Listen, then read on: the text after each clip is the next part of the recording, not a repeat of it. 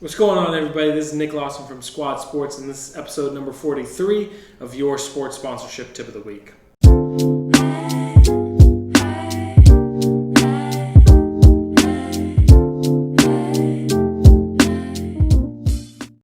All right, this week I want to talk about tagging. I'm going to get crazy specific here. Tagging our sponsors in our tweets.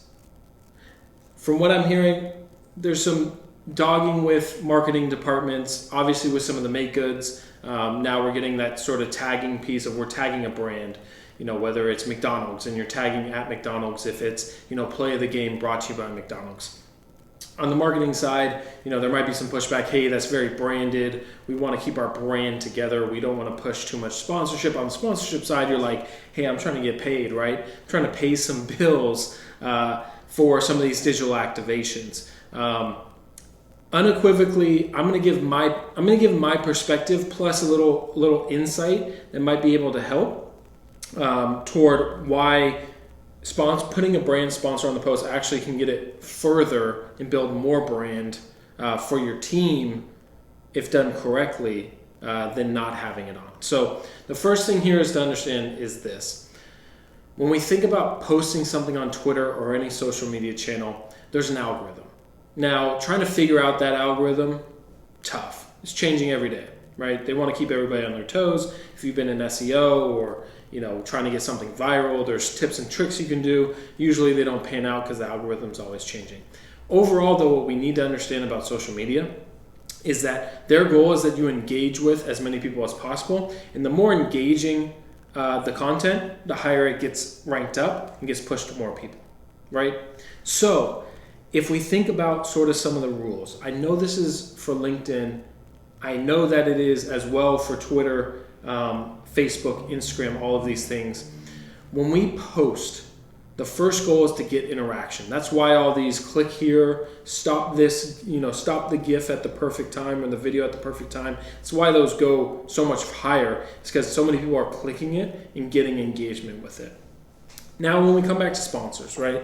As we're building this package, we're saying, hey, look, we want to tag a sponsor, and we get pushback of no. And usually the pushback is, hey, we're going to see lower engagement numbers if we tag a sponsor or a brand. First of all, that's not true. It is true if you only post it and that brand doesn't engage with you, right? Here's my tip of the week. When you create a package for sponsors that has a promoted tweet and they're going to tag them, build into the package that you expect them to engage with that tweet. So again, let's talk about the golden hour.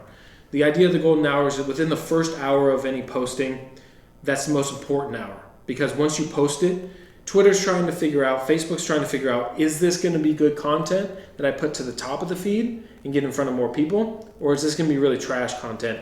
I'll bury that sort of down low on the feed. Within that hour, the more interaction, the more engagement that you get, the higher it's going to go up on that rank. So as we come back with our sponsor posts, when you add that in as an asset, try to build in, and I know the brands are going to be like, well, we don't have enough time, this or that. The local brands, though, will love this, but as we tag a sponsor, put it in that, hey, we're going to post these sponsored items at this time. Make sure your social media team is there to like it and retweet it. And even like it, retweet it, and say, love this partnership with this team. Go and check out this contest, or go and check out the pregame roster. Because again, every interaction that you get within that first hour increases your rank. Now, obviously, what the goal, hopefully from there is when a brand, let's call it a local dealership, pushes that, it pushes it to all their followers. All their followers see it, and you hope that they like it. For every single like, you're increasing the longevity and the reach of that social post, right? You're getting more reach, more engagement, right, by tagging them. So I think there's a misconception with tagging sponsors and brands. If you just tag a brand and they don't engage with you, one, they're not really getting the full benefit from it, right? Talk about saving a social media person who has to create a bunch of content on a calendar. You just saved them a post. You just made their content for them. You made their job 10 times easier, right? For every post that you do.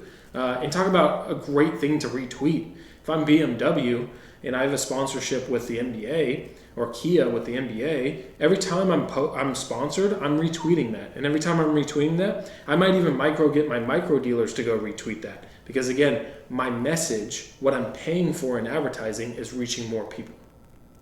Not only that, again, it saves some time. So as we kind of look at this, should you put a sponsored tag or tag a sponsor on a social media post? Unequivocally, the answer is yes.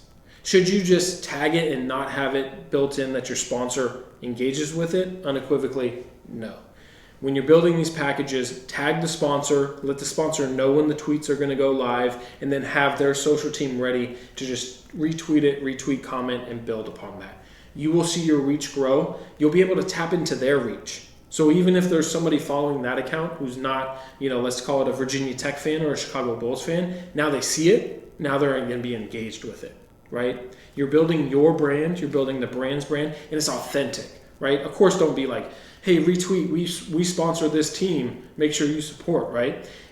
Retweet, hey, most of us here at BMW of Chicago are Bulls fans. We love them, love being a part of this, make sure you tune into the game, right? That simple tweet is going to boost your reach for that post, boost your reach for the sponsor, and be a nice introduction for the fan that's going to be authentic. So, as the NFL season's kicking up, I'm seeing a lot of sponsored sort of tags on there.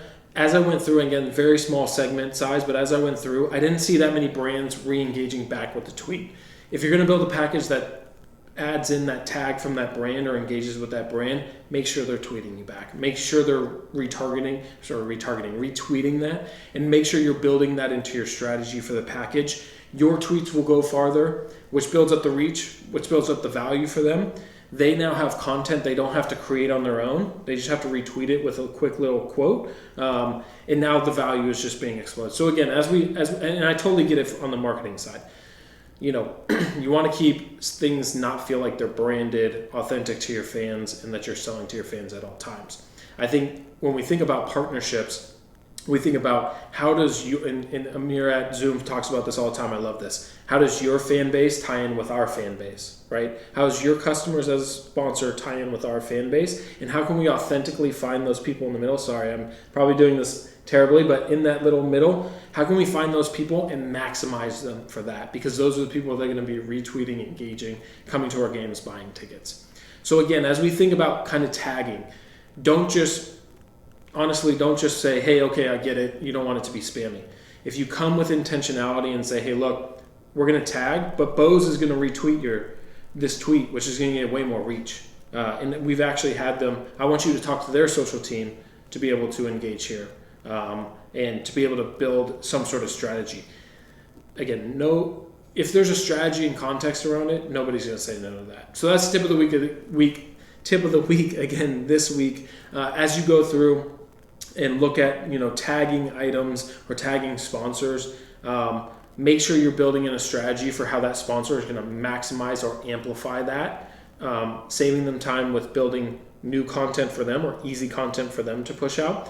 That's how you're going to get the engagement numbers and not have it feel spammy or not have your items drop. Because again, in that golden hour, if you tag Bose and they don't do anything and don't engage with it, most social media algorithms are saying they tag somebody and they didn't engage back. Let's drop this down a little bit. So I think it's very, very vital. I'll be intrigued to see who takes this advice, utilizes it, and really pushes it there, get some data behind it. But again, usually it's a misunderstanding of algorithms and misunderstanding of how reach is pushed. Again, no matter the specifics of the algorithm, Twitter, Facebook, Instagram are here to build engagement between two communities or people or bodies, right? The more you're going to be able to create more engagement, back and forth interactivity with a brand, the more you're going to be rewarded for it. So again, tip of the week, make sure you're thinking through those, build a strategy around how that brand's going to engage back. You might engage back with the brand and build that nice little back and forth with any of your hey, this is this week's highlight brought to you by so-and-so, right? Let's not just do that. Let's not just slap a logo, slap a Twitter handle on it. Let's build some strategy around building a process to have those engaged back and forth. That's your tip of the week this week. Thanks everybody for tuning in. Remember, keep pushing those limits within sports sponsorship.